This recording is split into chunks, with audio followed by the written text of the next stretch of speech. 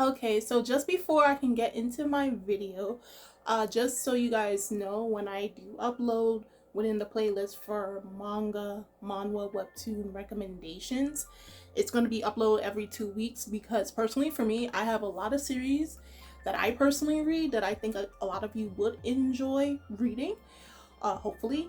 And this recommendation, so it's just hopefully I can get one or two of you to check out these series, whether you keep with them, drop them, but as long as I can get you to check it out. So every 2 weeks I will upload a video because there's a lot that I have to go through my massive list, and I can only choose one because I want one video to focus on one series to basically get through the summary, the main characters, and just overall gush about how much I enjoy this series overall.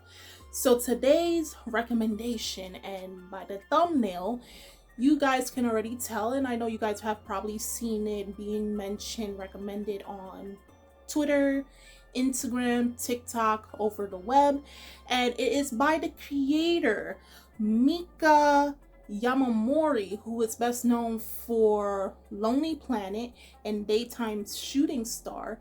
This is one of her newer series by the name of In the Clear Moonlit Dusk. Or better yet, let me see, got the tablet right here right now. Right now it is called Uruwashi no Yoi no Tsuki. Again, they like moonlight. So at the synopsis is basically, and I'm gonna read off of it, it's basically Yoi Takaguchi, who is the female protagonist, has long legs. That's one way of starting off your summary, but okay. A deep voice and a handsome face. In other words, Yoi is such a good looking guy that most people don't notice or care that she is, in fact, a girl. Indeed, she's had the nickname Prince as long as she can remember. That is until she met Ichimura Senpai, the only person who really seemed to see her for herself. To her surprise, she's not sure how to handle this new relationship, especially when her newfound friend is a prince himself, and a guy prince at that. The story of the two high school princes start here. Now that's just a summary from Kodansha, and right now currently there is 3 volumes legalized here, so you guys can either pick up the volumes and start reading it, and it's at, I believe, 17 chapters, so it's not a lot of chapters that's out so far. I do believe it's published in a monthly magazine or bi-monthly, so whatever screenshot I put up here, then that'll tell you what type of magazine it is, and I'll tell you the magazine in the description box that it's published in. So based off that synopsis, it already gave you the idea of who our main characters are. So it's, of course, our main female protagonist is Yoi Takaguchi, and our male protagonist is Kohaku Ichimura. And basically within the first chapter, you're seeing our female protagonist Yoi. Off the bat, you're thinking, nah, this is a whole dude. You know, she's going about minding her own business, getting ready to go to school. She's really cool and collected. Like, sometimes she kind of reminds me of Haruhi from Oran High School Host Club, especially when she had to portray herself as a male. And then when she started to be in the host club, like, a lot of people were attracted to her because of her cool collectedness. That's not Miura Senpai or anything like that. And then when they look further down, they realize this cool guy, this prince-like guy, is actually a girl because she's wearing the her school skirt, right, for girls.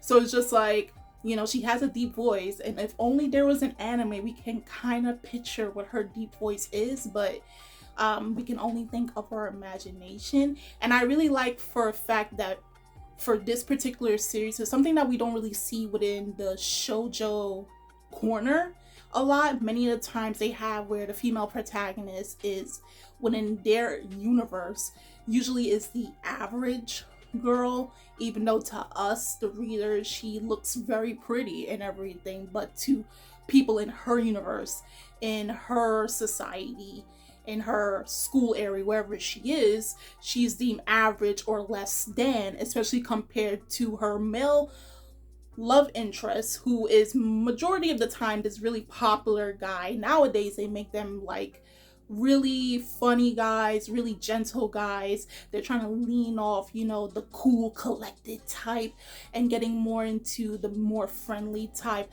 But he's the guy that a lot of people say, yo, she doesn't match him and all that, despite her looking actually really doggone pretty. But you know what, we're not even gonna question that.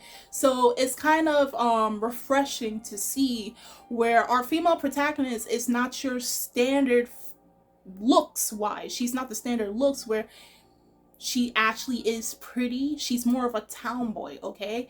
And at first, she seems like the type of person that it doesn't bother her because she is so used to hearing this every day for as long as she can remember based on the summary.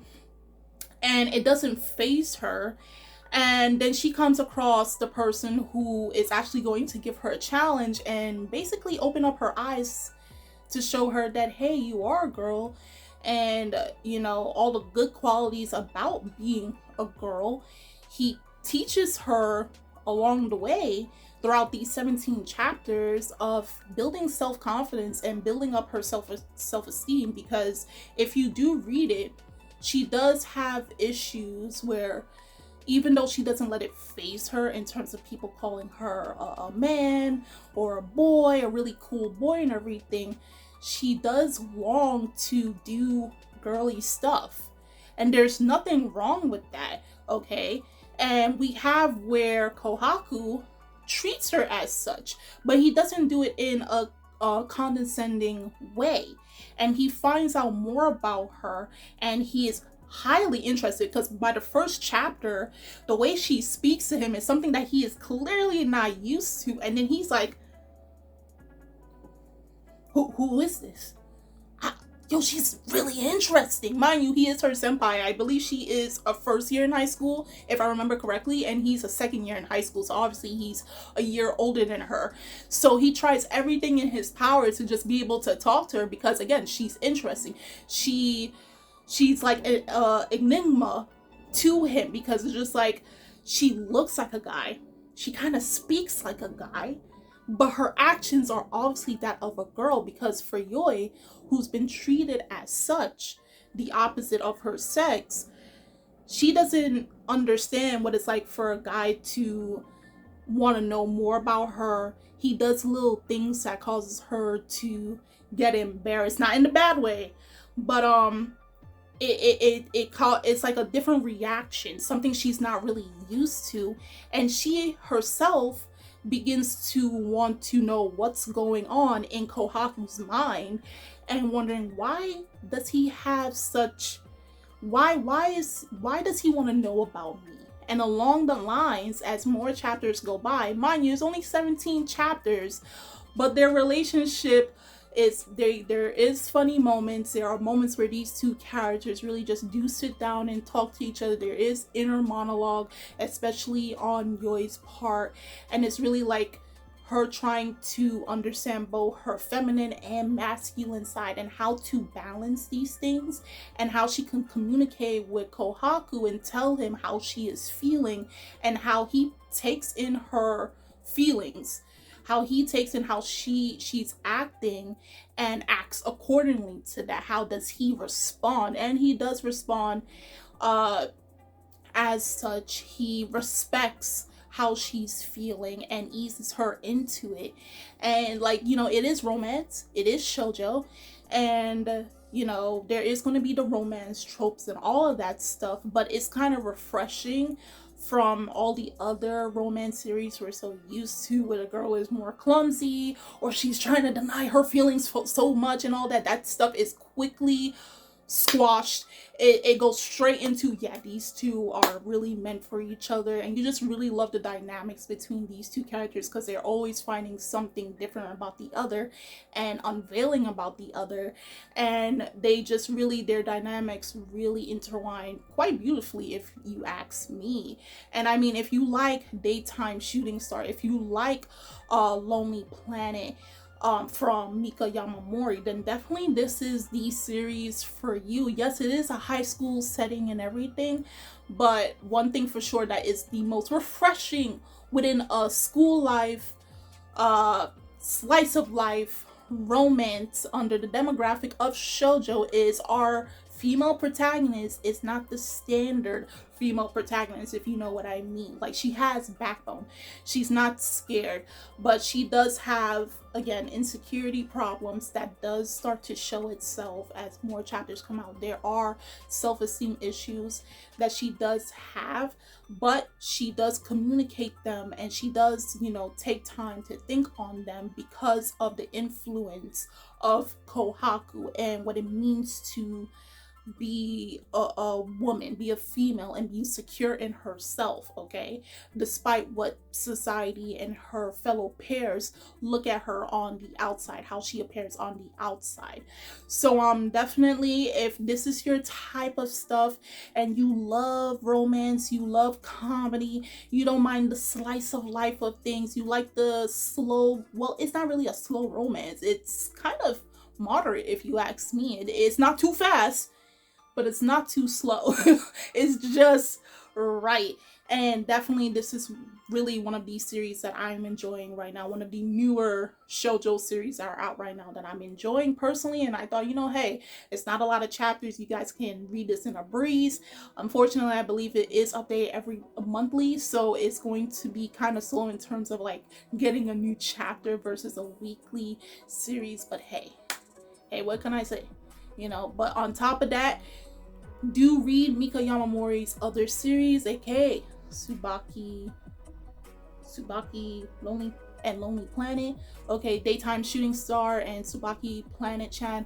Please read her other series because they are also very fun to read. They are completed and everything, so you guys will have something to put into your wish list, to put it into your book list, and go check out those series.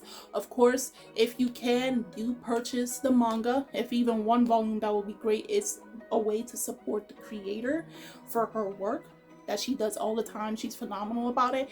And yeah, that's basically all I have for today. I just wish they would animate more shoujo series, okay?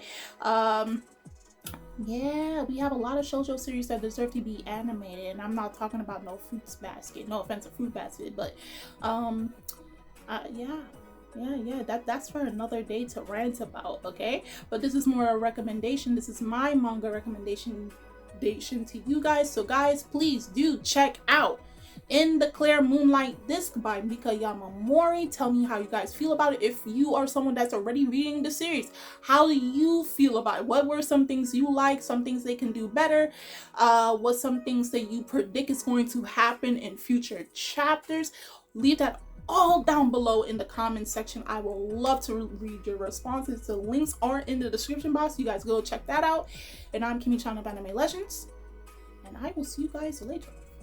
Bye. And oh, look my shirt. See, not today. You see, yeah, it's just cute. It's a little panda. It's a little panda, man.